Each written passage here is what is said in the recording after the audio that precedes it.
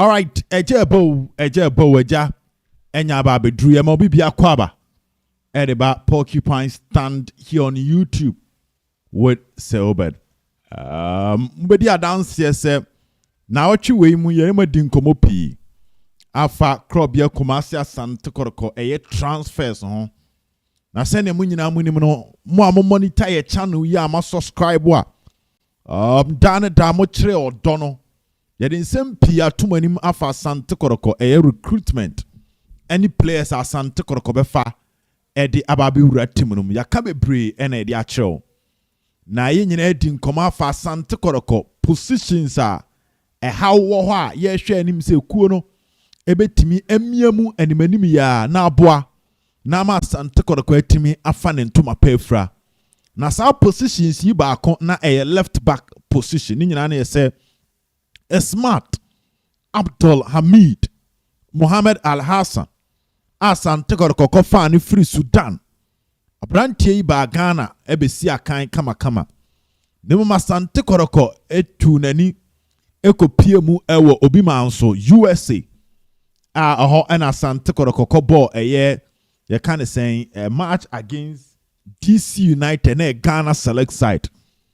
Na players neighbor back no is Smart Abdul Hamid Mohamed Al Hassan de abrantie entimi amba back ema kire se odene ho ekanwura enti throughout this season Patrick Esiedupe and the left back position ede ama Asante-Details ono ana aba akura kotokomu for close to 12 matches onya suspension abrante fani Emmanuel Kote and ono ebegyina mu esi akan ma Asante-Details. Unfortunately Emmanuel Kote pra enti the backup left back mpono ono ana na ese bo as right back aseminti no team no onsi akan bia no nti yere tumanim sa Asante-Details management ebeko for adia ye friend a left back e dia ba be shit team no enchae ena on porcupine stand se obed me be confirm story dem say ye din komo pa ne ewura mu ne nya ne ntie se Asante-Details e ko fa Ghana ni dehia ne bra e wo ball mu no wa pok fa kese na e wo obi manso a ye friend Kwasi Asante ye din no ebe tudwa ye confirm story no edema na ye confirm on ye de tumanim se na kan ITC international transfer certificate eno ene be boa ma Asante-Details atimi complete the registration of Kwasi Asante. Wo ma monitor ne they got to a time na Kotoko ani dia branch FN Francis Akwaso enche and on this same platform be to him say Akwa move near off because in command in Kotoko fa one left back inti Akwa enyamba Asante-Details cause Kotoko a conclude wo Kwasi Asante na Kwasi Asante so inti Akwa de ne be yema am say enyamba so inti bua Bechem United mo bobo no mo mpe ba bi ntena na Asante-Details company for your margin said they will look elsewhere when it comes to a year options in their line of duty with the left back position. Yet the two manim say Richard no so now oye under observation Asante-Details no ne deal no so off because Kotoko a focus abrantia yefena Kwasi and Kwasi Asante so inti we are fit there no so be catch them say we are fit nyamba because ni nyina no aton suom na ntinye bebre wo ho but ene officially ye be catch them say Kotoko assign no but officially club na nkasa confirm story no say abrante fen Kwasi Asante is now a warrior one na penkra Kwasi awu kama Asante-Details secretariat wa se Kotoko Jesse okay re beto anim say yanya ne ntie say abrante na aba be duru Ghana na Asante-Details clubhouse mpo no ho en abrante yi wa kire say ho no die nti on Sunday na Papaya Sports Stadium inti Kotoko per left back no menya bi now kaya on this channel me be catch you say the profile of Kwasi Asante otimi bo as a left back left center back and otimi as a left winger. Meka saa asɛm ni nyina kyerɛ on the profile of Kwasi Asante. Na ya story na nkasa bam na confirmation ba ɛya na ɛho behia sɛ yɛbɛkan deɛ Kotoko na nkasa ɛka about the player na ma yɛ din na kyerɛ sɛ ɛbɛconfirm ama mu gidi a mowɔ ɛwɔ channel yi mu so no a mode mu data he video no benya value for money into the yɛnkɔ hwɛ Asante-Kotoko ɛpaw abrante fɛ no Kwasi Asante ho ntoma no nsɛm bɛn ɛna ɔmo kafa ɛyɛ abrante. Number one, this is the story. Asante-Kotoko can confirm the signing of a 29-year-old left back. Pause wɔ hɔ. Okay, sɛ me bɛ born in profile ɛka kyerɛ sɛ ɔyɛ 29 years. Yes, me catch it. Kotoko I confirm say the age you know 29 years. So the first thing you know about the player is that he's a matured player. Okay, thumbnail like yeah. You catch him say Kotoko our market for a matured player. Say experienced player.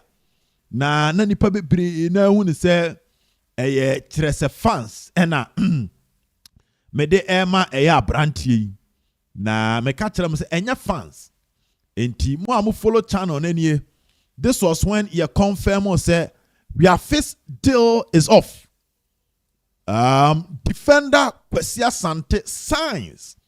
And this is the story. Now here see utum say atro say Francis Akwa Boahin deal off. And this was 2 days ago.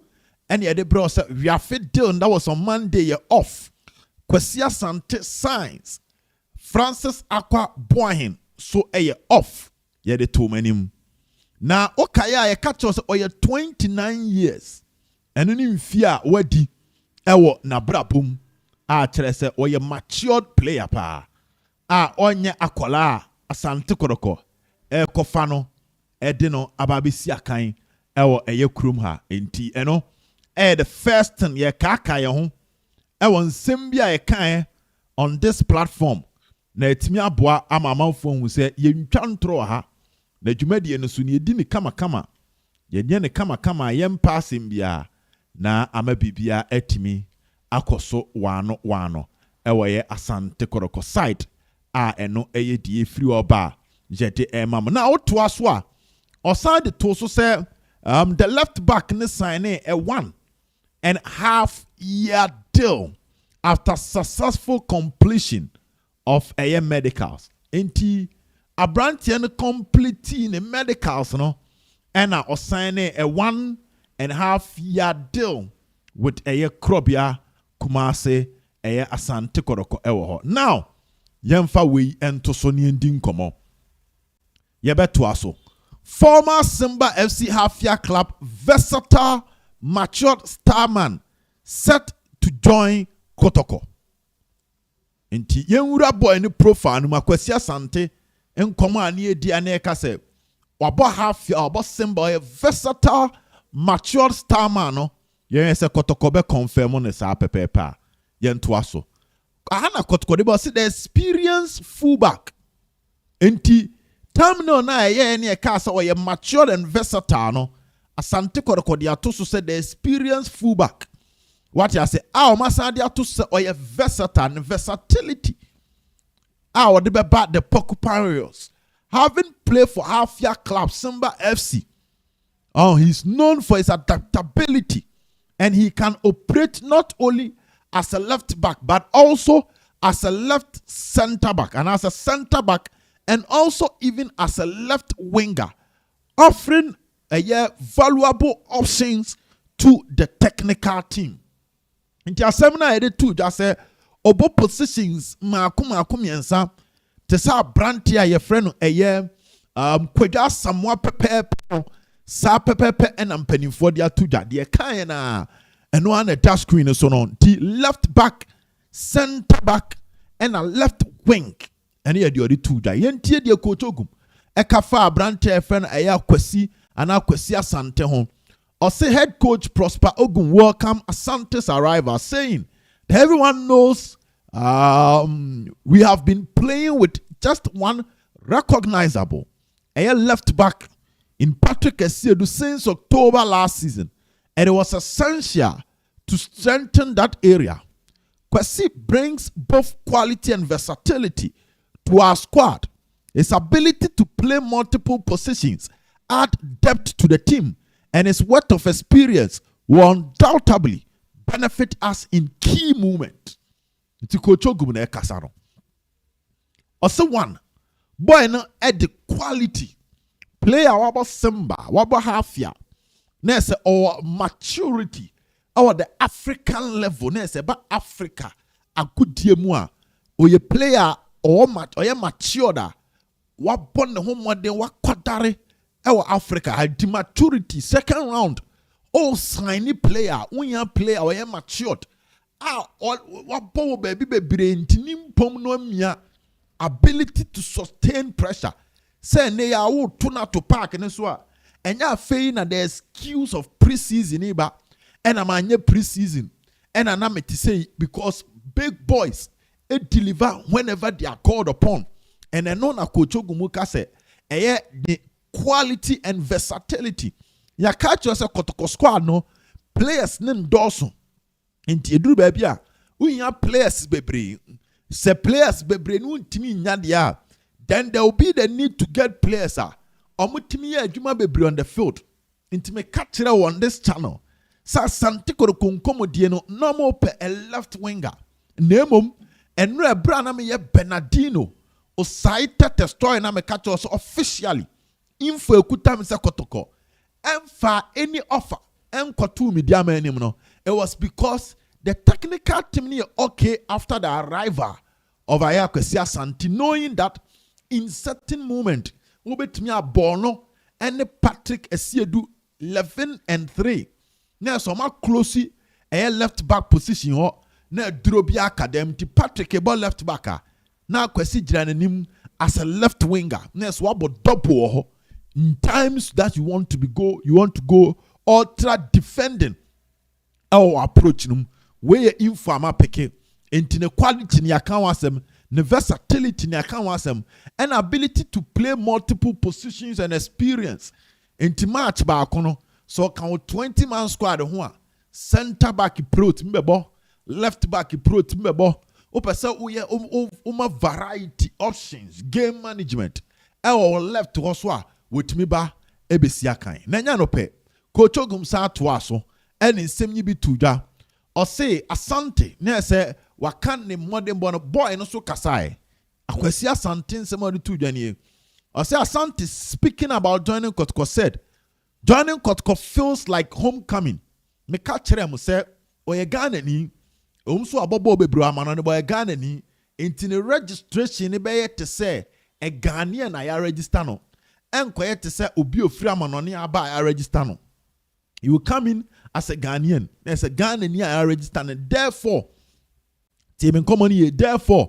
all factors and conversations around him about a situation where Asante can wasemi he will not be registered like a foreign player into a Ghanaian or tichipa and ya feign adaptability ever bending. This is a club I have admired for years because of its history and passion. When the opportunity came, I did not have to think twice because I want to be part of something special here. I know the fans have high expectations.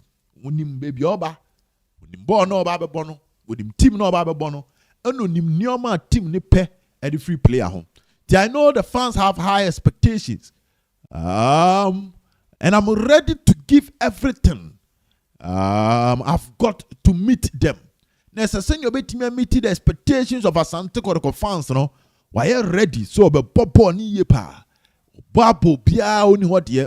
Now, competition for places is part of football, and I welcome it because it makes us all better. Ne say o yembe shisu say we boha, and we boha ntino. Ebema adwuma na ye den no. Na brante ne kesi studio say born na ye born competition there. Eye pa. Competition ye papa. Se born e kwete se unko na obo. Na obia ni ho. Na se wo de oba na ye o chairman. Position waje aboso ni obia mpre a. Eye ana da na omodembo no etimi eba form kakra. But here is the case, he said, more pray. Now we kakra. Now we kakra. The good news is that Emma Ubia is sharp and Ubia any pray to come to the field and deliver whenever you are being called upon. Intina somebody to Johnny say, come tishi wo and the power, and he'll be happy to compete with players within Asante-Kotoko for the key positions. Our club the fen Asante-Kotoko. Nti ono de onsuro competition. Intina se ne kasa na yete se uye broni anase woni mu adwuma unsuro broni ni bi no ena ono so eka ewo channel no so a yede ehun nkyiremu no ede emam enti yenwo kam no se ne kan nra no sa pepepe ena adadi ewo ye Asante-Kotoko nhyihyemu.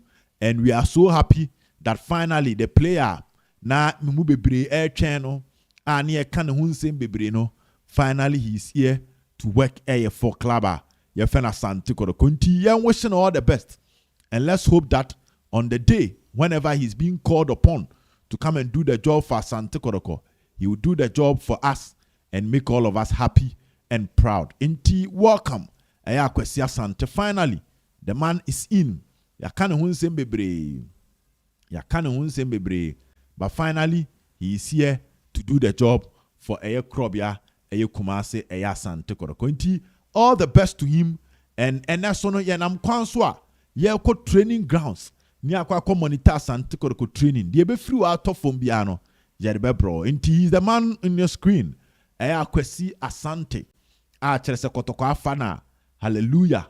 Oba bi siakan the ama club no. Nti Kotoko strengthen the team no per year, and no space for any matrama issue. We are doing everything possible to make sure the club will remain competitive and do well in the Ghana Premier League. Yemo bibi akwaba diaka twaso. Bye bye. Dira, only I go to Wolf. Oh, but sorry, recruitment on the day. And come on, how people are recruiting, improving, strengthening and improving their teams. Yeah. And one I have done only said to say, Kotoko, for instance, all the strikers for him, you know, cry in your form. And I saw my sign number 3B, I sign number 2.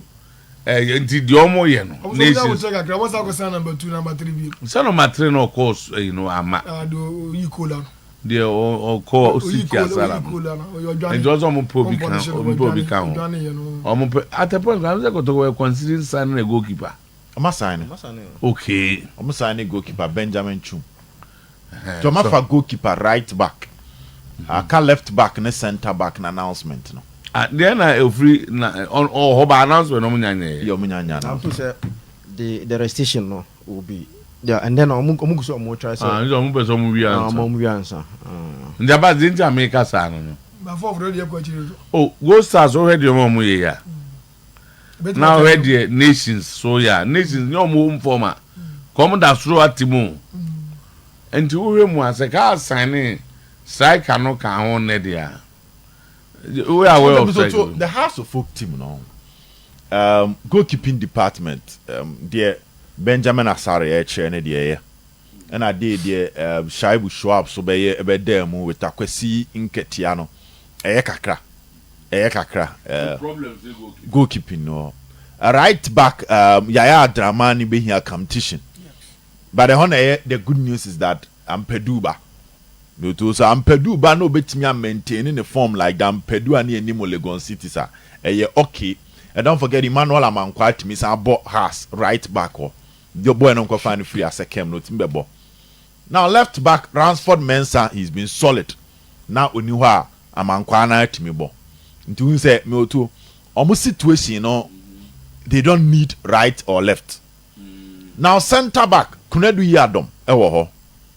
Calvin Osesibe ewo ho. Michael Ewa Mensah wo ho. Amofa is also there for a hard to folk. To say was our 4 we are to some extent to say upon Fran so the can one now 5. The 5 center backs. You don't really 45 with the 40 to the in terms of numbers and even what these players will be out on the form will be to be the abano. Oh, okay. Now Theophilus Collinson number 6 and on person more Eddie Aziz Nuruddin Bekao. Now this house number 6 yeah came. I'm offered to me boss 6. Say do the diabetes nakobo. Upon Franny to me boss 6 call upon the boss 6 as a defensive midfielder so many times because time working facer. Okon national under 20 no, 3 no, under 23 no. Now yeah China any ebla na ebo. Nti to buy na ball na ni mienu ne bo no. The only way kin face abetimi ama na koso abo sene ni position one national team no betimi anya was to play him as a defensive midfielder. And we to on say o ma decent passes. Nti onu kura betimi abeye substitute. Nti na has na defensive midfield they don't have an issue. Baby I'm to 20 nyina dey anu atum ne ye from 8 6 11 and 7. What thought about a 4-1-3-2 system? On what typical wingers? Nti 3 na ejina 1 nanim that is Collins na omo a omo hold on to the ball take ons emma passes and can also score if center forward is near occupied. Nti ona no boss Sani Hussein Mohammed Salim Adams no about Alfred Ramsey Ramsey no about Ramsey so don't find fi ni wadu bi ase no omo na no bom nti na bon say amankwa ba fi se na nya bimbo esubonten en se na nya bimbo ha steam num Suraj crowd this season yente nka and these are players on fans so me proper wingers because of how obon na so to eho no na Salim eko Moldova and a Saniko ti ona na ma phone say getting one is not enough be won say has a corner god ekofa asma biaba so a midfielder ye hu no ye nim ball for division 1 but I one player omoko fan dey aba midfield intine say has midfield in division 1 yes the omoko fan aba division 1 aba has midfield yeah say to midfield see Ramsey no division 1 ni aba has who said already you 2 or what that see you 2 say we are the bondi I ba say yaba Aziz da bi tachimani asani set yaba na ayinso aba Aziz nso aba ntini ya division 1 for no aba be shishi na say division 1 for me to be agina amanya bi agina ba ni ko so mdoso now ko ha se nim ho a oto Sani Hamza Isa na wenya Mauli Wayo Kwabna Boateng and Samoa Boateng tine no so ye 4 e wo ha se nim ho timoto in terms of numbers any nipa ne dodo ne de na nka wo hwede anka obeka say okay January transfer no to is that you are going for an upgrade of the one dada and currently in the league upe some midfielders na center forward they upgrade anoding to bebre pa then they say we break the bank now rating because fast starter they say league no I say na Heart of Lions Nations FC Asante-Details Mediama Heart to Folk and a Go Stars sa teams wey more chance of winning the league omo as top 6.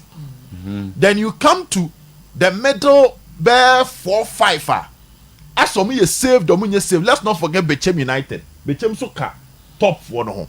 To ba benya Samates, Baseke Holy Stars, in Suatre. As some bro relegation for no so bro su bebre. Ulusu 2, 3, 4 matches. Ubetimi atia kwa ka ho. Enya wa ase for na Accra Lions, Dreams, Legon Cities, Young Apostles. Almost line up Karela. Ediana afro, but 2-3 matches went me renew beba. That is the dynamics of the league. Till the upper 7 competing, the middle 4, 5, or 6 are some years saved. They cannot win the league based on more points, but they can go to relegation. Any more fighting relegation. So at this point, the upper 7 is open player. Unfair because so did this obey me at the league. You know. Middle hono in Suatre, Samates, Basekemo, Ediana mono. Okowa, onye safe. Inti so be jema mau. Now the aqua strengthening with team is another conversation. And I see off one crowd on one try cry. Because on the other red line. Into us study the kind of players now clubs need to now.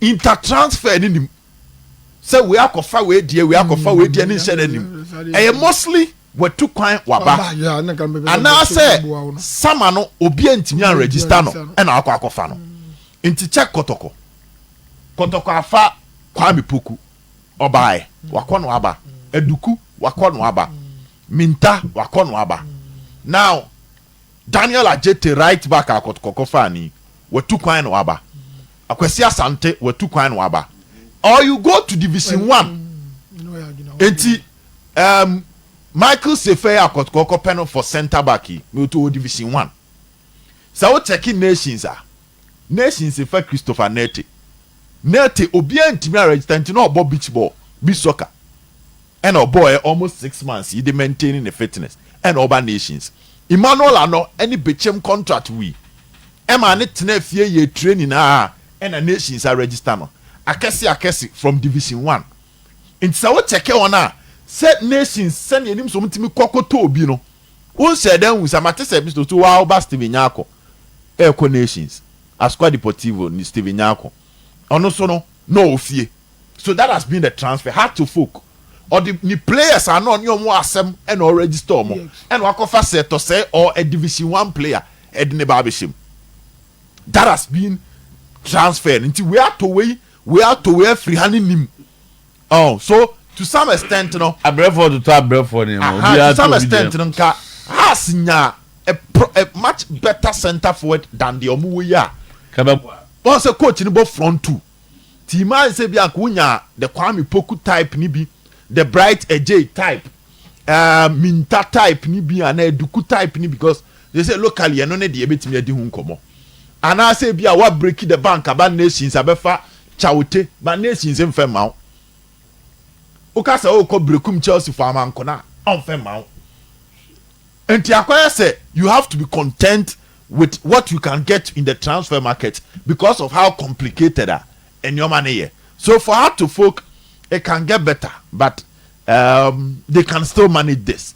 The issue about winning the title for us, how solid home nebe no two has issues with home. Kotoko issues with home. I say and once sa ain't me warm. Nations issues with home. Because Go Stars, Bechem United, omu home no go area. The other nations etimi picking yourself because Heart of Lions or Lions fee. So apart from winning Huawei, you should also make sure that we home bear formidable because this season has a loose Go Stars with fee. Ono na won na pre Mr. Tua Tram na besha. Second round we be ko has a loose baseke. We about draw against Diana. And say we recorded this kind of scoreline. Na say total points abenya ofie no amanaba form. Banka has any samates akobo draw. Has akwa Midiama, which is an advantage. Has akosha Young Apostles. Only nations ababebo draw. So nka we no nka has is doing well. But unfortunately, I'm not complementing with hope. In the second round, they say Legon Park no. They say has target near say they must win all matches because the Ghana Premier League they call 18 teams no. We have 62 points and upwards to win the league. They say has was 29. It means that the basic Ghana Premier League statistics now has should be getting around 33 to 40 points in the second round. Sana wait me league no. Kotoko you fortunate now say Mr. Otuo omo 31. Into otiminya be 33 become one. Unless say league be keenly contested send ye ekoya anya sa with 63 upwards ultimate league no. Into say ha second round ne fie de omde obia to the proper position. E o house matches to be fie no. Na away no omotimi wura mu e ko stop bi mo. Because has bebo fear against Heart of Lions on any press or channel. Has bebo fear against Kotoko. And you mean make the SOye. If you want to win the league. Has bebo fear against Midiama. Midiama Kahobi. And has bebo fear against nations. Nations so Kahobi. So you see, if you are beating these clubs, you get the advantage over them in terms of points accumulation for the second round. On the part of Asante-Details Ogum, I think, sir, say yemma coach resources na any headache every coach so a Asante Kotoko team ya yes ade no so tuo because baby a na sinto e wa Asante Kotoko team no o matimi affix it. Kotoko had issues with attack because Abbas in the MCC. yes because na Awuche intimi fire na Awuche intimi fire That's only Kotoko. but now they've gone in for Kwame Poku and so 4 matches was 5 goals. That's a proper center forward. The Albertamu Epra but Kotoko won't complain. Baby Abbas me shom say be ne ye da so ne tese Hamza ko 2 months a. One e be se ho. Aba be she go no. Asebes ba Kotoko aye with Kwame Poku why o de bi aka with Eduku and a mintakure nyan start. Now, why extend the Blay contract? It's all part of signings because Sankwa Timia extend the Anka Blay beko. But why extend the Blay stay and just match the 17 team of the week. Justice Blay Dinwo or make it the team of the week. Kwame Poku make it the team of the week. Now next hono Kote prior Akakofa right back aba Eddie Ababeka Ogum options so. Then they are in to get a left back and another center back to make sure say center back options they be 4 instead of 3. If it's about this, yeah, there's a way coach, including goalkeeping department, come to work of Fabi account. Send yes, Asari niho, se Fatau said, you know, se Kamara niho, you still have options.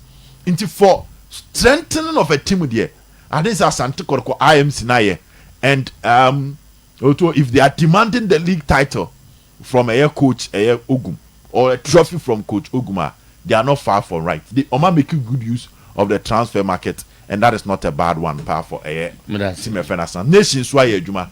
Also, I know so buy to actually 3 goals. Emmanuel Anono also buy or to Tranima nations pa. Inti send a kind a issue of a fear. They need to fix their home. Okay. And yes, sir. But you say you can say Ponino. I feel much just scraps now not going. I said, Mako. Oh, my giant saying, not Basu. I said, I'm go to Titanic. Oh, my giant, I said, the end of and someone said, I said, it's a common print. And maybe so to Titanic. I said, it's a van scraps, none of us. Or this class, I don't know about it. Teams and I are busy. Now, I'm sorry, busy because play a big call. Then they are trying to bring some in. Among Kwabefi, say Yatin and Kachi, I'm too say the boy is not happy to also playing time or elsewhere. Coach, you know, is a typical winger. Coach, no, the system no more wingers. Until Among Kwabefi is virtually becoming useless. Ever has a full setup team in Montino. He's looking elsewhere. Or more wings. More wings. Watara doesn't play wingers. As in o set up ne more natural wingers na omo se Bukayo Saka mo matene no mo bi nto no onyina no mafo des no do mo gina no market in sana Watara bo nja since Watara ba ya man ko abefi is just becoming useless at as of into no matter say the boy may be living on loan by before the window no ebe close you omo division 1 so per striker na omudin komo say they are trying to sign someone to come and help defense Hamza because any more no still na no and fire the goods are not coming say na ba seka no omo opponent me use no opponent no and man I na ma I am Shiaba say na wo game so to already no baako mienu afa o you be crony because Albert before no be plan afa o she no so goals no 7 goals no pray and akwa mboku so ba ya afa eti misoto wo if you team now what strikers na mienu afa ma wa so we how many teams and what strikers are mienu eti from omo ndore Kotoko no e wa Albert amu afa ma no just apre no opra kwa mboku afa ma no and just imagine say Eduku ni mintei ba ho so fa say teams they are in trouble and na ma house so fi say there be the rate at Kotoko if you transfer no na the hu aba so they are also in the market looking for a striker to beef up omo anim because Diego eba no mfae Kobra Boateng so born oboba goals in kind game no ho nti akwete Hamza shot say am for this ni bi na bebe she goals no edema house folk which they think say they have to solve it no omo so try say omo nya striker bi na omo dia ye ka we be boa Abbas ne wo hu omo mo for Kwasi Asma boy na omo signing from na God FC na aha abi wenye no we ye eboko ha video no mame Kwasi Asma ono ena ye mafoda enti oni Abbas mo for na signing from na God no Kwasi Asma ono na on shoot ball no ha ona aro na Kwasi ni so no enti oni ona obo short no ono obo short o mo se na modu pa mo se na modu as issues kakra ba no ndi be ni ma be okay mo si wasane so de wasane na as ni ma bi ya 1-2 bi ndi no ye hwe se de mo sana 1-2 and free you jimi hu omo na kwasan omo se wi na ti so Kwasi Asma ni wasane de ama asofoka from na God FC ti ye behwe na one for boss anti akwa no na modu wa we are see there akwa no ye di bi be ka ho omo nyomo na ebo as say kan ma go free na God we Kwasi Asma mafoda na God FC oni division say division 1 ko ma division 1 1 year pe o mo second season ni mo zone 3 na God FC ti ona ano mo mi de league say we omo na Kwasi Asma nti has folk new mo for no omo guswa so for on the part of Kotoko no said they are trying to finalize the registration of left back no they free Ghana ni no free no nti am tell say they are in the process omo guswa they can Kotoko mo hu say omo finalize the registration omo chewa I complete ena ajibi wo mko tetika ese ofre wa onipa odu safo ko ma say omo ma green light ni say Michael reference sifa omo center back no omo Kotoko agree Kotoko za to center back so mo aka omo miensa number 5 yeah aka omo 3 center backs Samba and Ablo na Ansu enti aka omo miensa but the thing say they need 4 center backs enti yes of produce afosisi na ono din komo ko say wa mama green light no omo Kotoko negotiation akọ pa they aka say on best change documents na Kotoko e dia tum for my case fa anti omo de ntiso a be ma pa omo de ntiso a hwe na Amankwa Bevi has been loaned to Dreams FC. Okay, inside that American say okay. Till the end of the season. Oh, okay. The Nagod player must not be underrated. He's a very good player and has been training with us for the past 2 months. Past 2 months. First you call buy. Boss Tiger, thank you. Oh, okay. Okay. Amankwa Bevi ko Dreams. Ti Kotoko nti dia me think on course no but I want to be my pa center back we be my pa ti sifa ono na Kotoko ene orusa fumudi nkomo se omo benya no na preseason how we can reconcile this. My God, I saw Trono say across the book we are thinking of winning the league this season. This is a new team and we should not bring any pressure on them. We are not. And on really, because we are thinking. Please ask Abbas to do a Kotoko House combined 11 for me. I was away there. This year there is a 2000. Maybe 2000. 2000 there no me. Maybe 2004. Maybe 2000 there man. 2000 man. Now do we know there? Na my 204 no so man. Okay. And David say was menye fe man combine me 2000 there man. Ko no wa ma me ya. Okay. Team Toto, the opportunity for Kotoko there, say it's almost done. The boy will come and join Kotoko, no beka, And so one needs be a matter Kotoko and say elections in the few the embassy of mobile league in the divisions based on Condra and come could DNH say SEC election or say Tamakifa from mobile on there on now so far don't know why JG and pass a selection about so. come on Martin say election in the ambasso election baba so ati say season a end by ni menim ya de election bia na baba so nti chama kefa o bibia onya botre na awa wo nkom ogoto no en o enro nyimbe na me na kona bi na nti so election as support me nua kaka say your supporters ya na sometimes you nim de deba election dia we dey divisions ba you vow so muso say o musi ayi o mutimi o musa go for election ba say ya komo ya ka de ke pe mum o mu ya ke pe but o mo muso mu nya ye bebo mpa ya mum no mo aye na bo aye na ye jimi anya ba bia na me just say election I don't know say the divisions ba election the election be no for division ba this after election no na bia enokra no aba ko akoto ba bia da esa be take time because election fairness e omu no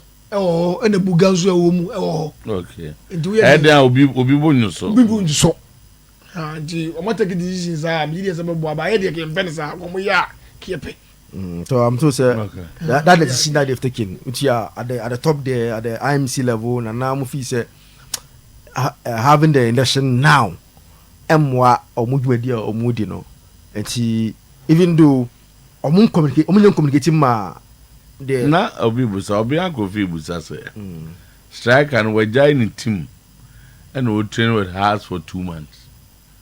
How is that possible? Suppose like I am boy, was he still a God player, or he left Nagod to train with us? And I say, oh man, permission to train with us. And contract end and no through on training and answer. And I think it's a good question because I got answer now because the meaning we are being a good question. Yeah, I got the buy. Say no moon or being 2 months. Say no, I got the buy. There be 2 months in the buy. Sports Tiger. Okay. The meaning is say no my fella. The meaning is say off season, you know, or buy. Or buy. And then one never 1 or 2 be a arm one or koi. And yes, I be a window and was I buy. It be an be a party cambo by 2 months and I'm intimate. And the intimate, the minimum no. Because off season or buy. And I never 1 or 2 be arm one or koi. And yes, I be a window. Yes, and that's what I amfa. Not wasaba. Another onya de sir. Oh, and I'm because any born asset in a man of koi. And the man I didn't see it. Never back. Okay. In playing time. Now, Ebia, who share the house recruitment in Kotoko there now? Meaning say Watara interview no will also come to play because Watara has been very and yet also 442 near was 7-11 at them. Debbie. Also, the 442 had no accommodated wingers. What just because also to 442 be brani and nimni 442 are 7 pa 7 daha 11 daha. Nana 2 near 1 2 near 9 and 10. And 8 and 6. Ba me tomato for your 442 be also and accommodate wingers. Em say no na all ye say no. They are not where they are not Ancelotti Bobby war AC no. Yes. Pilo, Seedorf, Gattuso na when ya ebia kaka. And you have 4 no. 2 no should be able to run. Into obo nkwala no. Obo Sani ni Hussein no about Ramsey no. Maybe about Salim. Nti omo koba no. Omo je no magina so achen. Football do no any 4-2-3-1. The obedi can so me so we born here. You know so we born here. Your opponent be any bobu bia or create chances more a chain. Because of that born now or born omo ye nkwala o pese o di develop omo. Nti omo ko sia team bia na dwene no omo adwene na nyiri chen nkwala no a em ye bre. Enti ha support bia ne be ya adwene se ball na ye born na ye hye no. But mistakes home. Se ni keeper no and the near be why in why oboya kenye ejie de ye kase ye no ye cast of seasons ye technical ye de mo ye am ye hunu ne ye ka sa winch asem a wo kan me ko kan ho asem nam de be jai me se me kan ho asem bi because football ne de do se si ya no ewiase nyina sa if I'm wrong, I hope I'm not wrong. All the best teams are playing with wingers. Yes. Yeah. Mostly be and we are seeing morning the nipa be ball 4-3-3. And we are seeing 1 center forward, 2 wingers or mutimi air support. Yeah. Tusha Kotoko say Krana, that is what Ogumubo, one center forward. In today, Eduku Kraba no boy Eduku from one side of the wing. One side of the wing. No about Peter or Saka. That is what most coaches near. But ono Atara out for something different. And until at the point, given the way Obesobo also called about 3 back. The way Watara wants to play, no about wing backs.